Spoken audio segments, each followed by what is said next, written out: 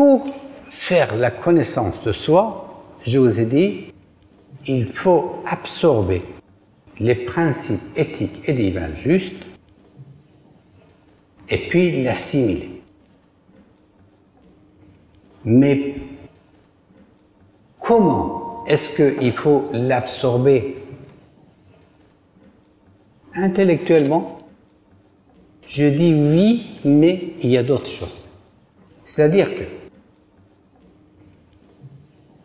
si vous apprenez par cœur, intellectuellement, les principes éthiques et divins justes, mais sans passer à la pratique,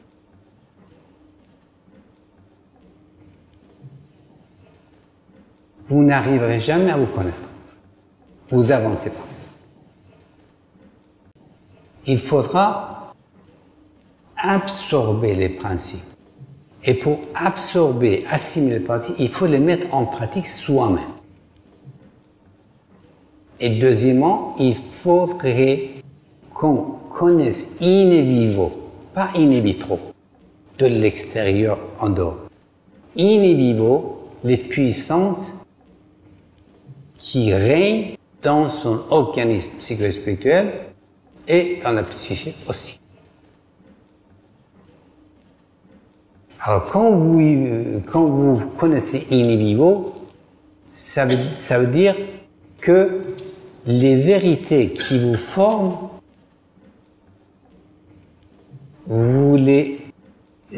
deviennent tangibles pour vous. Vous les vivez, vous les sentez. C'est ça la connaissance de soi, et non pas. Alors, si ceux qui archivent les principes éthiques et divins dans leur mémoire sont comme d'une personne ou des personnes qui ont une maison et une chambre pleine des plats préparés. Mais ils se mettent dans l'anorexie spirituelle, dans ce sens qu'ils ne mangent pas, ils n'ont pas envie de manger. Ça veut dire comment manger, c'est-à-dire ils ne mettent pas en pratique.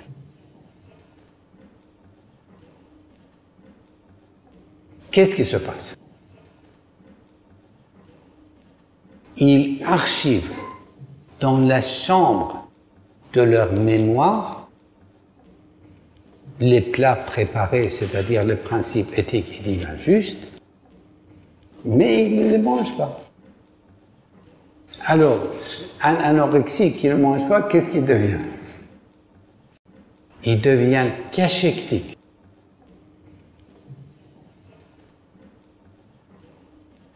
Impuissant, faible. Eh bien, l'âme qui ne pratique pas, c'est comme ça. Donc, c'est bien que je vous dis, je vous cite les principes. Ici, vous faites des conférences, vous apprenez par cœur.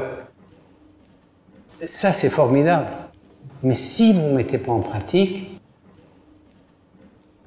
ce que vous développerez en vous, c'est une suffisance spirituelle.